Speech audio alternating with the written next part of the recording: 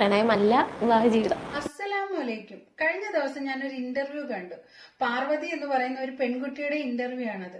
അത് കണ്ടപ്പോൾ ഇപ്പോഴത്തെ പെൺകുട്ടികൾക്ക്, അതായത് മാതാപിതാക്കളെ ധിക്കരിച്ചിട്ട് ഒളിച്ചോടാൻ കാത്തു നിൽക്കുന്ന കുറെ പെൺകുട്ടികളൊക്കെ കാണുമല്ലോ നമുക്കിടയില്. ആ പെൺകുട്ടികൾക്ക് ഇത് കാണുമ്പോൾ ഒരു പ്രചോദനം ആകട്ടെ. അതായത് ഈ പെൺകുട്ടിയുടെ വാക്ക് കേട്ടിട്ടെങ്കിലും അവർക്കൊരു മനംമാറ്റം ഉണ്ടാകട്ടെ എന്ന് കരുതിയിട്ട് ചെയ്യുകയാണ് കേട്ടോ.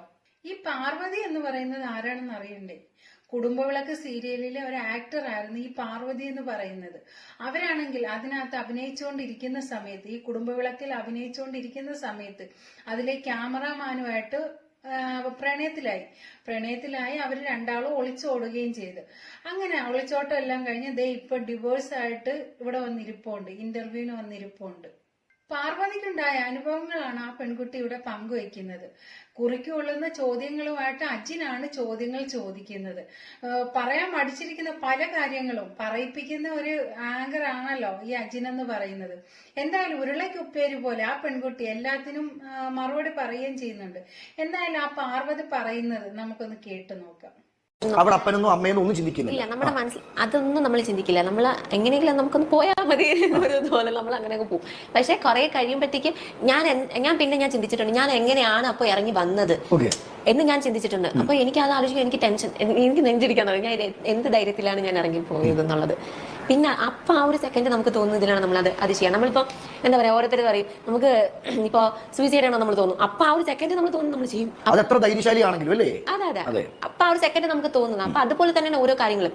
അതുകൊണ്ടാണ് ആലോചിച്ച് കണ്ട് മാത്രം തീരുമാനം എടുക്കുക എന്ന് ഞാൻ ഇപ്പൊ പറയുന്നത്. ഇപ്പൊ വിവാഹം കഴിച്ചവരാണെങ്കിൽ പോലും ഭർത്താവ് ഭാര്യ വീട്ടിലോ ഭാര്യ ഭർത്താവിന്റെ വീട്ടിൽ പോകുന്നത് തന്നെ എല്ലാവർക്കും ഒന്ന്, കാരണം പുതിയൊരു വീട്ടിലോട്ടാണ് പോകുന്നത്. അപ്പൊ ആ ഒരു ഭവനത്തിൽ ചെന്നതിന് ശേഷം സ്വന്തം വീട്ടിൽ കിട്ടുന്ന ഒരു സന്തോഷം മറ്റൊരിടത്ത് കിട്ടത്തില്ലല്ലോ. അവിടെ എന്തുവായിരുന്നു ഫീൽ ചെയ്തത്? സ്വന്തം ചങ്കു പോലെ സ്നേഹിക്കുന്ന ചേച്ചിയില്ല, അമ്മയില്ല. അത് കഴിഞ്ഞ് അവിടെ ചെന്നപ്പോഴത്തേക്ക് എനിക്ക് പിന്നെ ഭയങ്കര വിഷമമായിരുന്നു. കാരണം അച്ഛനമ്മയൊക്കെ ഇങ്ങനെ ഞാൻ എന്താ പറയാ അവരോടൊന്നും പറയാണ്ട് അത് കഴിഞ്ഞ് എന്താ പറയാ ഭയങ്കര വിഷമമായിരുന്നു. അതൊക്കെ ആലോചിച്ച് പിന്നെ കുറെ കരങ്ങിട്ടൊക്കെ ഉണ്ട്. പിന്നെ ആലോചിച്ചു ഇനി കരങ്ങിട്ടിന് കാര്യമില്ല, ഞാൻ എന്തായാലും വന്നു, ഇനി അങ്ങോട്ടുള്ള ജീവിതം ജീവിക്കാം, അത്രേ ഉള്ളൂ. അവർ മിണ്ടും സംസാരിക്കും, പിന്നെ വീട്ടിൽ പോകും, പിന്നെ കുഴപ്പമില്ലാണ്ട് ഞങ്ങൾക്കൊരു ഇത് വരില്ല. കാരണം ഇപ്പോൾ എന്താ പറയുക, ഞാൻ ഇതുപോലെ തന്നെ കുറേ പേര് ഞാൻ ഇപ്പോൾ കാണുന്നുണ്ട്, ഒരു 18 വയസ്സ് കഴിയുമ്പോൾ തന്നെ ഇറങ്ങി പോവുക. അപ്പോൾ ഞാൻ ഉപദേശിക്കാനോ ഒന്നിനും ഞാൻ ആളില്ല, കാരണം ഞാനൊരു ഇത് ചെയ്തു വന്നത്. അതെ, എന്റെ അനുഭവം കൊണ്ട് ഞാൻ പറയുന്നത്, നമ്മൾ കാണുന്നതല്ല നമ്മൾ ഒരു കല്യാണം കഴിഞ്ഞ് പോകുമ്പോൾ ലൈഫ് എന്ന് പറയുന്നത്. രണ്ടുപേരുടെ ഇടയിലും അങ്ങോട്ടും ഇങ്ങോട്ടും തെറ്റുകൾ ഉണ്ടാവാം. പക്ഷെ അതൊക്കെ മനസ്സിലാക്കി പോകുന്നതാണ് ലൈഫ്. പക്ഷെ മനസ്സിലാക്കാൻ പറ്റാത്തടത്ത് അവിടെ ഒരു ഡിവോഴ്സ് എന്ന് പറഞ്ഞൊരു ഓപ്ഷൻ വേണ്ടി വരുന്നു. അതാണ് ഇപ്പോൾ പറ്റിക്കൊണ്ടിരിക്കുന്നത് എല്ലായിടത്തും. കൂടുതലും അഡ്ജസ്റ്റ് ചെയ്യാൻ ആൾക്കാർ ഇപ്പോൾ തയ്യാറാവുന്നില്ല. കൂടുതൽ നമ്മൾ എന്താ രണ്ടുപേരും അഡ്ജസ്റ്റ് ചെയ്യാൻ പറ്റുന്നുണ്ട്. പക്ഷെ ഒട്ടും പറ്റാതെ വരുമ്പോഴാണ് ഇങ്ങനെ ഒരു തീരുമാനം നമ്മൾ. അഡ്ജസ്റ്റ്മെന്റ് ആണോ വിവാഹ ജീവിതം? അഡ്ജസ്റ്റ്മെന്റ് ആണോ ചോദിച്ചാൽ കുറെ കാര്യങ്ങൾ നമ്മൾ അഡ്ജസ്റ്റ് ചെയ്താലേ പറ്റുള്ളൂ. കാരണം രണ്ടുപേരും വേറെ വേറെ എന്താ പറയുക വീട്ടിൽ നിന്ന് വരുന്നു, അവരുടെ ലൈഫ് സ്റ്റൈൽ വേറെയാണ്, ഇവരുടെ ലൈഫ് സ്റ്റൈൽ വേറെ. അപ്പോൾ രണ്ടുപേരും ഓരോ അഡ്ജസ്റ്റ്മെന്റിൽ പോയേ പറ്റും. പക്ഷെ കുറെ കാര്യങ്ങളിൽ നമുക്ക് അഡ്ജസ്റ്റ് ചെയ്ത് പോകാൻ പറ്റില്ല എന്ന് നമ്മൾ നമ്മുടെ എന്താ പറയാ നമ്മുടെ തീരുമാനങ്ങൾ നമ്മൾ പറയാം. നമ്മൾ ഓപ്പൺ ആയിട്ട് അങ്ങോട്ടും ഇങ്ങോട്ട് ഷെയർ ചെയ്യാം നമ്മുടെ കാര്യങ്ങൾ. ഇപ്പൊ എനിക്ക് ഇതാണ് ഇഷ്ടം, അല്ലെങ്കിൽ ആൾക്ക് പുള്ളിക്ക് ഇതാണ് ഇഷ്ടം എന്നുള്ളത് പറയാ. രണ്ടുപേരും ഒട്ടും പറ്റുന്നില്ല എന്ന് വരുമ്പോഴാണ് ഓരോരുത്തർ ഡിവോഴ്സിലേക്ക് പോകുന്നത്. ഇനി ഒരു പ്രണയം പാർവതിയുടെ ജീവിതത്തിൽ ഉണ്ടാവുമോ? എന്റെ പൊന്നേ, അതെനിക്ക് എന്താ പറയാ, നമുക്ക് അതൊന്നും പറയാൻ പറ്റുന്നില്ല.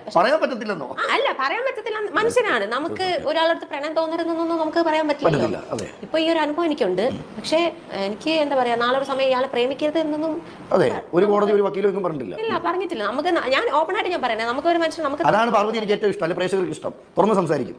അതെ, ഞാൻ തുറന്ന് സംസാരിക്കും. നമ്മൾ ഒരിക്കലും ഞാൻ നല്ലതാണ് എന്ന് പറഞ്ഞ് ഞാൻ ഇരിക്കുന്നില്ല. എന്ന് വെച്ചാൽ ഇനി ഒരിക്കലും ഞാൻ ഒരാളെ പ്രണയിക്കില്ല, അല്ലെങ്കിൽ എനിക്കൊരു ഇഷ്ടം എന്ന് വെച്ചാൽ ഞാൻ പ്രണയിക്കാൻ പോകുന്നതല്ല. ഒരു അനുഭവം എനിക്ക് കിട്ടി.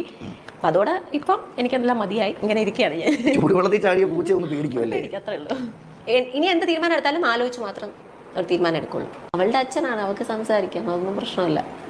ഇത്രയും ഉള്ളിൽ വിഷമം വരുന്നിട്ട് എങ്ങനെ ഇങ്ങനെ ചിരിക്കാൻ പറ്റുന്ന പാർവതി? കരഞ്ഞിട്ട് കാര്യമില്ലല്ലോ. കരയുന്ന സമയങ്ങളൊക്കെ എപ്പോഴാണ്? ആരും ഇല്ലാത്തപ്പം പട്ടി മൂങ്ങുന്ന പോലെ അത് ഓപ്പൺ ആയിട്ട് ഞാൻ പറയാം. കരയുന്ന സമയം രാത്രി ആയിരിക്കും, ചിലപ്പോൾ രാത്രി കരയും, കരഞ്ഞങ്ങ് തീർക്കും. പിന്നെ നമ്മൾ അതായിരുന്നു ആലോചിച്ചിട്ട് കാര്യമില്ല. തന്റെ പക്വതയില്ലായ്മ കൊണ്ട് എടുത്തു ചാടി പോയതാണെന്ന് പാർവതി പറയുന്നുണ്ട്. ശരിക്കും പറഞ്ഞു കഴിഞ്ഞാൽ പോയി കഴിയുമ്പോഴാണ് മാതാപിതാക്കളുടെ വില മനസ്സിലാവുന്നത്.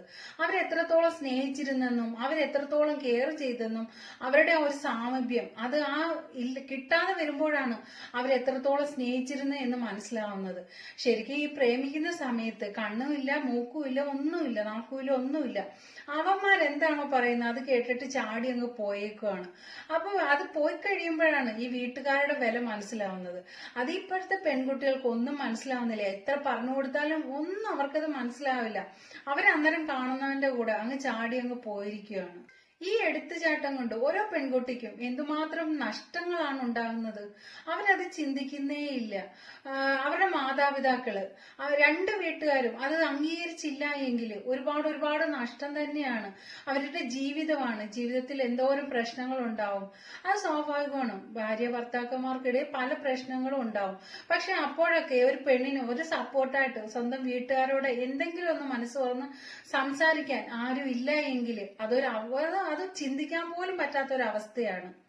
അത് എല്ലാ പെൺകുട്ടികളുടെ കാര്യം അതൊക്കെ തന്നെയാണ്. അവർക്ക് മാതാപിതാക്കളുടെ അടുത്ത് എന്തെങ്കിലും ഒരു ഇത് നമ്മളുടെ ഭാഗത്തൊരു നമുക്കൊരു സപ്പോർട്ടായിട്ട് നമ്മുടെ മാതാപിതാക്കൾ ഉണ്ടെങ്കിൽ അതിന്റെ ബലം വേറൊന്നാണ്. പക്ഷെ അതില്ലാതെ വരുന്ന ഒരവസ്ഥ ഈ ഒളിച്ചോടുന്നവർക്ക് അങ്ങനെ ഒന്നുമില്ല. മാതാപിതാക്കള് തഴഞ്ഞതല്ലേ. പിന്നെ കുറെ കഴിയുമ്പം കേൾക്കാം എവിടെങ്കിലും റെയിൽവേ ട്രാക്കിൽ കിടക്കുന്നതും. ലൈഫിൽ ഇങ്ങനെയുള്ള തീരുമാനങ്ങൾ എടുക്കുന്ന പെൺകുട്ടികൾ, അതായത് ഒളിച്ചോടാൻ വേണ്ടിയിട്ട് നിൽക്കുന്ന പെൺകുട്ടികൾ 100 വട്ടമെങ്കിലും ആലോചിച്ചതിന് ശേഷം മാത്രമേ പോകാവൂ. കാരണം എന്ന് വെച്ച് കഴിഞ്ഞാൽ ഒരു കുഴിയിൽ വീണ് പൊയ്ക്കഴിഞ്ഞാല് പിന്നെ അതിൽ നിന്ന് കര കയറാൻ ഒരുപാട് പാടായിരിക്കും. മിക്കതും ആത്മഹത്യ അല്ലാതെ മറ്റൊരു വഴിയും കാണത്തില്ല ഈ ഒരു രീതിയിൽ പോകുന്നവർക്ക്. അതിൽ 100ൽ 10 അല്ല 5 ഒക്കെ ആയിരിക്കും സക്സസ് ആയിട്ട് മുന്നോട്ട് പോകുന്നത്. എല്ലാവർക്കും അത് സക്സസ് ആവണമെന്നില്ല. ഈ ഒളിച്ചോട്ടവും പ്രേമ കല്യാണവും അതൊന്നും ഒരുപാട് പേർക്കും സക്സസ് ആവണമെന്നില്ല. ഒരു 100ൽ 5 10 ഒക്കെ ആയിരിക്കും ചിലപ്പോൾ സക്സസ് ആവുന്നത്. ബാക്കി ഒരു 80-90% വരെ അത് ഫെയിലായി പോകത്തേ ഉള്ളൂ. അങ്ങനെയുള്ളത് ഏതെങ്കിലുമൊക്കെ റെയിൽവേ ട്രാക്കിലോ കുളത്തിലോ കായലിലോ അല്ലെങ്കിൽ എവിടെയെങ്കിലും തല്ലിക്കൊന്നോ ഒക്കെ ഇട്ടിരിക്കുന്നതാണ് നമ്മൾ കേൾക്കുന്നത്. അതുകൊണ്ട് ഈ ഒളിച്ചോടാൻ നിൽക്കുന്നത് 100 വട്ടം ആലോചിക്കുക. എന്തായാലും ആ പാർവതി ഇതിൽ നിന്നെല്ലാം മുക്തി നേടി ഉയർത്തെഴുന്നേറ്റ് വന്നിട്ടുണ്ട്. ഇനി മുന്നോട്ട് തന്നെ പോകട്ടെ. മാതാപിതാക്കളെ കണ്ണീര് കുടിപ്പിച്ചിട്ട് പോകുന്ന ഒരു ബന്ധവും അത് ശാശ്വതവും ആവത്തില്ല. ഞാൻ പറഞ്ഞില്ലേ 100ൽ 99% അത് ശാശ്വതമാവില്ല. ചിലപ്പോൾ 1% ഒക്കെ ആയിരിക്കും നല്ല രീതിയിൽ ജീവിച്ചു പോകുന്നത്. കാരണം എന്ന് വെച്ച് കഴിഞ്ഞാല് ആ മാതാപിതാക്കളുടെ ശാപം, അവരുടെ കണ്ണീര് അത് വീണിട്ട് ഒരുത്തരും രക്ഷ പിടിക്കത്തില്ല. അവരിത്ര നാളും വളർത്തി വലുതാക്കി അവരെന്തോരം പ്രതീക്ഷയിലൊക്കെയാണ് മക്കളെ വളർത്തിക്കൊണ്ടുവരുന്നത്.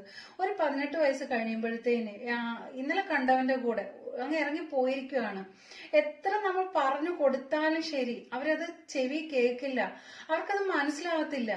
അവരെ എത്ര ഉപദേശിക്കാൻ ചെന്നാലും അത് ഉപദേശിക്കുന്നവരെ അവരെ തിരിച്ചുപദേശിക്കും വേണമെങ്കിൽ. അത്രയ്ക്ക് അവർക്കൊന്നും മനസ്സിലാവത്തില്ല. അവരിറങ്ങി അങ്ങ് പോവുകയാണ്. പിന്നീടാണ് അതിന്റെ ഭവിഷ്യത്തുകൾ അവർ മനസ്സിലാക്കുന്നത്. പോയി കുറച്ച് കഴിയുമ്പോൾ ജീവിതത്തിന്റെ കയ്പൊക്കെ മനസ്സിലാവുമ്പോഴാണ് അവർക്കത്